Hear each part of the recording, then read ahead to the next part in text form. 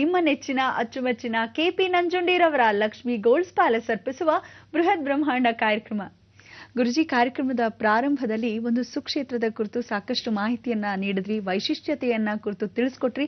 ಆದ್ರೆ ಇದು ದಕ್ಷಿಣ ಭಾಗದಲ್ಲಿ ಇದೆ ಅಂತ ಹೇಳಿದ್ರೆ ಹೊರತು ಅದರ ಹೆಸರು ಹೇಳಲಿಲ್ಲ. ಯಾವ ಮಹಾಕ್ಷೇತ್ರ ಗುರುಜಿ ಅದು? ಇದು ಅಪರೂಪದ ಮಹಾಕ್ಷೇತ್ರ. ಈ ಕ್ಷೇತ್ರದ ವಿಚಾರ ಸಾಕಷ್ಟು ಜನಕ್ಕೆ ಕೇಳಿರ್ತಾರೆ, ಹೋಗಿರ್ತಾರೆ, ಕೆಲವರು ಮಾತ್ರ. ಅಂದರೆ ಭಾರತ ದೇಶದಲ್ಲಿರ್ತಕ್ಕಂಥ ಅಷ್ಟು ಜನಸಂಖ್ಯೆಯಲ್ಲಿ ಹೋಗಿರ್ತಕ್ಕಂಥವ್ರು ಬರೀ 5% ಮಾತ್ರ.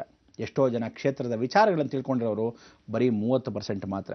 ಈ ಕ್ಷೇತ್ರ ಹೆಸರು ಮಾತ್ರ ಕೇಳಿದಾಗ ಒಂದು 50% ಮಾತ್ರ. ಅಂದರೆ ಇನ್ನು 50 ಭಾಗದಶಃ ಯಾವ ಕಾಲಕ್ಕೂ ಇದಕ್ಕೆ ಹೋಗಿಲ್ಲ, ಹೋಗ್ತಾ ಇಲ್ಲ, ಗೊತ್ತೇ ಇಲ್ಲ. ಇಂಥ ಒಂದು ಸುಳಿವು ಗೊತ್ತಿಲ್ಲದೆ ಇರತಕ್ಕಂಥ ಮಹಾಕ್ಷೇತ್ರ ಎಷ್ಟು ಮಹನೀಯವಾಗಿರ್ತಕ್ಕಂಥದ್ದು ಅಂದರೆ ರಮಣೀಯವಾದ ನೋಟಗಳನ್ನು ನೋಡಬಹುದು. ನಾವು ಹೋಗಬೇಕಾದ್ರೆ ಕೊನೆಯ ಕಾಲಕ್ಕೆ ತಿರುಚೆಂದೂರು ಸಮುದ್ರ ಸುಬ್ರಹ್ಮಣ್ಯದಿಂದ ಹೋಗುತ್ತೆ ಪ್ರಯಾಣ. ಸಮುದ್ರ ಸುಬ್ರಹ್ಮಣ್ಯ ಅಂದರೆ ಸಮುದ್ರಕ್ಕೆ ಸೇರಿರತಕ್ಕಂಥ ಮಹಾಕ್ಷೇತ್ರ. ಈ ಕಡೆ ಹೋದರೆ ನಾವು ಏನು ಹೇಳ್ತೀವಿ, ಸುಚೀಂದ್ರಂ ಅಂತ ಹೇಳ್ತೀವಿ. ಕೇರಳ ಪ್ರಾಂತದಿಂದ ಬಂದರೆ ಸುಚೀಂದ್ರಂ ಕಡೆಯಿಂದ ಬರೋದು. ಈ ಕಡೆಯಿಂದ ಹೋದರೆ ಮಧ್ಯಬಿಂದು ಅಂತ ಕರಿತೀವಿ. ಆ ಮಧ್ಯಬಿಂದು ಅಂದರೆ ಮದುರೈ ಕಡೆಯಿಂದ ಹೋಗ್ತೀವಿ. ಯಾವ ಭಾಗದಲ್ಲಿ ಹೋದರೂ ಆ ಕೊನೆಯ ಕ್ಷೇತ್ರಕ್ಕೆ ಸೇರಲೇಬೇಕು. ಕೊನೆಯ ಕ್ಷೇತ್ರಕ್ಕೆ ಸೇರಕ್ಕೆ ಮೊದಲು ಆ ಕೊನೆಯ ಭಾಗದಲ್ಲಿರ್ತಕ್ಕಂಥ ಕನ್ಯಾಕುಮಾರಿ ಕೂಡ ಬಹಳ ವಿಶೇಷವಾಗಿ ಕನ್ಯೆ ಮುತ್ತೈದೆಯಾಗಿ ನಿಂತಿರ್ತಾಳೆ. ಈ ಮಧ್ಯಕ್ಷೇತ್ರವಂತೂ ದ್ವೀಪ ಸ್ವರೂಪ. ಅದಕ್ಕೋಸ್ಕರ ಈ ಮಹಾಕ್ಷೇತ್ರವನ್ನು 4 ಕಡೆ ಆವರಿಸ್ಕೊಂಡಿರತಕ್ಕಂಥ ಈ 4 ಕ್ಷೇತ್ರಗಳ ಮಧ್ಯದಲ್ಲಿ ಈ ವಿಚಾರವಾಗಿರ್ತಕ್ಕಂಥ ಮಹಾಕ್ಷೇತ್ರ. ಈ ಕ್ಷೇತ್ರ ಎಷ್ಟು ವಿಶೇಷ ಅಂದರೆ ನಾವು ಹೋಗಬೇಕಾದ್ರೆ ಹಡಗಲ್ಲೇ ಹೋಗಬೇಕೇನೋ ಅಂತ ಮೊದಲಾಗಿ ಬಹಳ ಕಷ್ಟಗಳಿತ್ತು. ಆ ಹಡಗಲ್ಲಿ ಹೋಗಬೇಕಾದ್ರೆ ಈ ದ್ವೀಪವನ್ನು ಸೇರೋದು ಯಾರು ಅಂದರೆ ಎಷ್ಟೋ ಮಹನೀಯರು ಹೋಗಿರ್ತಕ್ಕಂಥದ್ದು ಆ ರೂಟಲ್ಲೇ ಹೋಗೋಣವಾ ಅಂತ ಕೇಳ್ತಾ ಕೇಳ್ತಾ ಕೇಳ್ತಾ ಕೇಳ್ತಾ ಕೊನೆಯದಾಗಿ ಒಂದು ದಾರಿಯನ್ನು ಸೂಚಿಸ್ತಾನೆ. ಆಗ ಬಂತು ಈ ಮಹಾಕ್ಷೇತ್ರದ ಒಂದು ಅವಕಾಶ. 4 ಕ್ಷೇತ್ರಗಳು ಇದಕ್ಕೆ ಸುತ್ತಲೂ ಕೂತಿರ್ತಕ್ಕಂಥದ್ದು ಕನ್ಯಾಕುಮಾರಿ, ಸುಚೀಂದ್ರಂ, ತಿರುಚೆಂದೂರ್, ಮದುರೈ. ಈ ಮಧ್ಯದಲ್ಲಿ ಆ ಮದುರೈಯಿಂದ ನೇರ ದೃಷ್ಟಿಯನ್ನು ನೋಡ್ತಾಳಂತೆ. ನೇರ ದೃಷ್ಟಿಯಲ್ಲಿ ಮೀನಾಕ್ಷಿ ನೋಡ್ತಾಳೆ, ಆ ಕಡೆಯಿಂದ ಕನ್ಯಾಕುಮಾರಿ ನೋಡ್ತಾಳೆ. ಎರಡೂ ಬಹಳ ವಿಶೇಷ. ಸುಚೀಂದ್ರಮ್ಮಲ್ಲಿರ್ತಕ್ಕಂಥ ಬ್ರಹ್ಮ ವಿಷ್ಣು ಮಹೇಶ್ವರ ನೋಡ್ತಾರೆ, ಈ ಕಡೆ ಸುಬ್ರಹ್ಮಣ್ಯನ ನೋಡ್ತಾನೆ. ಎಲ್ಲರೂ ಸಮುದ್ರ ತೀರದಲ್ಲೇ ಇರ್ತಕ್ಕಂಥವರು, ಸಮುದ್ರ ಮಧ್ಯಭಾಗದಲ್ಲಿರೋದು. ಆದರೆ ಮದುರೈಯಲ್ಲಿ ಸಮುದ್ರ ಎಲ್ಲಿದೆ ಅಂದ್ಕೊಂಡ್ರೆ, ಮದುರೈಯಲ್ಲಿ ಪ್ರತಿ ಪೌರ್ಣಮಿ ದಿವಸ ಸಮುದ್ರ ಮರಳು ತನಗೇ ಗೊತ್ತಿಲ್ಲದೆ ಕಮಲದ ಹೂ ಮಧ್ಯದಲ್ಲಿ, ಅಂದರೆ ಸಮುದ್ರ ಕೊಳ ಅಂತ ಕರಿತೀವಿ, ಆ ಕಲ್ಯಾಣಿ ಕೊಳ ಅಂತ ಕರಿತೀವಿ, ಕಮಲ ಕೊಳ ಅಂತ ಕರಿತೀವಿ, ಸ್ವರ್ಣ ಕಮಲ ಕೊಳ ಅಂತ ಕರೀತಾರೆ. ಒಂದೊಂದು ರೀತಿಯಲ್ಲಿ ನಾಮಕರಣಗಳು.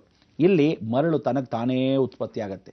ಸಮುದ್ರಕ್ಕೂ ಇದಕ್ಕೂ ಇರತಕ್ಕಂಥ ಆ ಇಂಟಿಗ್ರೇಷನ್ ಅಂದರೆ ಒಳಭಾಗದಲ್ಲಿರ್ತಕ್ಕಂಥ ಅಂತರ್ಜಲ ತಾನಾಗಿ ತಾನೇ ಹರಡತ್ತೆ. ಮರಳು ತಾನಾಗೇ ಉಕ್ಕತ್ತೆ ಈ ಕಲ್ಯಾಣಿ ಒಳಗೆ ದೇವತಾ ಕ್ಷೇತ್ರದಲ್ಲಿ. ಇಲ್ಲಿ ಕಮಲದ ಹೂ, ಬಂಗಾರದ ಕಮಲದ ಹೂ ಇದೆ. ಪರಮೇಶ್ವರನೇ ಸ್ವತಃ ಬಂದು ಆ ತಾಳೆಯನ್ನು ಕಷ್ಟ ಸುಖ ಎಲ್ಲವನ್ನು ನೋಡ್ತಕ್ಕಂಥವನಾದ.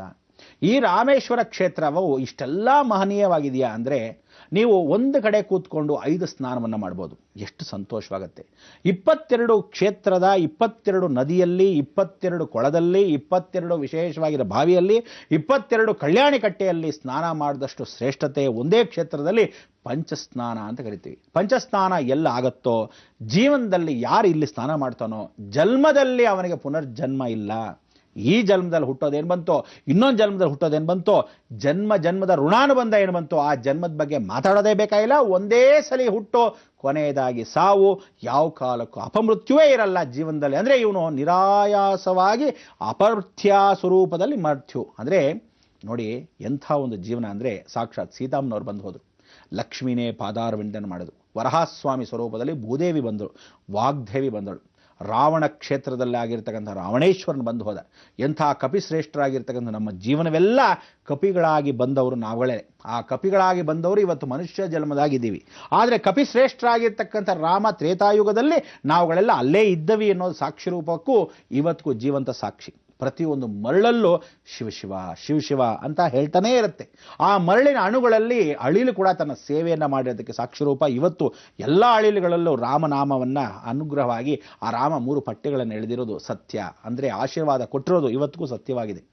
ಇಲ್ಲಿ ನೀವುಗಳು 22 ಕಲ್ಯಾಣಿಗಳಲ್ಲಿ ಸ್ನಾನ ಮಾಡಲೇಬೇಕು, 22 ಕೊಳಗಳಲ್ಲಿ ಸ್ನಾನ ಮಾಡಲೇಬೇಕು, 22 ಬಾವಿಗಳಲ್ಲಿ ಸ್ನಾನ ಮಾಡಬೇಕು, 22 ಕಡೆ ವಿಶೇಷವಾಗಿ ಸಮುದ್ರ ಸ್ನಾನ ಮಾಡಬೇಕು, 22 ವಿಶೇಷವಾಗಿರ್ತಕ್ಕಂಥ ಜಲರಾಶಿ ಅಂದರೆ ನದಿ ಸ್ನಾನವನ್ನು ಏಕಸ್ನಾನದಲ್ಲಿ ಮಾಡಿದಾಗ 22 ನದಿ ಸೇರಿ ಒಂದು ಕಡೆ ಬರುತ್ತೆ. ಆ 22 ಸ್ನಾನಗಳನ್ನು ಮಾಡಬೇಕು. ಆ 22 ಸಂಖ್ಯೆ ಏನು ಅಂದರೆ ಉಪನಿಷತ್ತಲ್ಲಿ ಅರ್ಧ ಭಾಗ ರಾಹು ತತ್ವ, ಕೇತು ತತ್ವದಲ್ಲಿ ಚಂದ್ರಭಾಗ, ಸಾಕ್ಷಾತ್ ಜಗನ್ಮೋಹಿನಿ ಅಂತ ಹೇಳ್ತೀವಿ. ಜಗನ್ಮೋಹಿನಿ ಅಂದರೆ ವಿಷ್ಣು ಮಾಯೇತಿ ಸಂಸ್ಥಿತ, ಶಿವನು ವಿಷ್ಣುವು ಇಬ್ಬರೂ ಸೇರಿರ್ತಕ್ಕಂಥ ಈ ನದಿಯಲ್ಲಿ ಎಲ್ಲ ಜಗತ್ತಲ್ಲಿ ಕಾಶಿಯಿಂದ ಹಿಡಿದು ಕನ್ಯಾಕುಮಾರಿವರೆಗೂ, ಗಂಗಾಯಿಂದ ಹಿಡಿದು ಕಾವೇರಿವರೆಗೂ ಎಲ್ಲರೂ ಸಂಗಮವಾಗಿರೋ ಸಣ್ಣ ಸಣ್ಣ ಸಣ್ಣ ಸಣ್ಣ ಸಣ್ಣ ಸಣ್ಣ ನದಿಗಳು ಸೇರಿ ಕೊನೆಯದಾಗಿ ಇಲ್ಲಿ ಹೋಗ್ತಾ ಇದ್ದ ಸಮಯದಲ್ಲಿ ಒಂದಲ್ಲ ಒಂದು ಊರಲ್ಲಿ ಸೇರಿಕೊಂಡೇ ಇದೆ ಈ ಜಾಗಗಳಿಗೆ. ಇಷ್ಟೆಲ್ಲ ಸೇರಿ ಆ ನದಿ ಕೊನೆಯದಾಗಿ ಬಂದು ಆ ರಾಮೇಶ್ವರನ ಕ್ಷೇತ್ರಕ್ಕೆ ಈಶ್ವರನ ಪೂಜೆಗೆ ಸಲ್ಲತ್ತೆ. ಇಲ್ಲಿ ಒಳಭಾಗಕ್ಕೆ ಹೋಗೋಕ್ಕೆ ಮೊದಲಾಗಿ ನಾವು ಪ್ರಾರ್ಥನೆ ಮಾಡಬೇಕು. ಏನು ಪ್ರಾರ್ಥನೆ ಅಂತ ನೀವು ಯೋಚನೆ ಮಾಡ್ತಾ ಇರಿ. ಬಂದು ಗುರುಜಿ, ಬಹಳ ಸಂತೋಷ ಆಯ್ತು ಗುರುಜಿ. ಆ ಕ್ಷೇತ್ರ ರಾಮೇಶ್ವರ ಕ್ಷೇತ್ರ ಅಂತ ತಿಳಿದು ಎಷ್ಟೆಲ್ಲ ವೈಶಿಷ್ಟ್ಯತೆಯಿಂದ ಕೂಡಿದೆ ಆ ಕ್ಷೇತ್ರ ಅಲ್ವೇ ಗುರುಜಿ? ಇನ್ನಷ್ಟು ಮಾಹಿತಿ ಪಡೆಯೋಣ.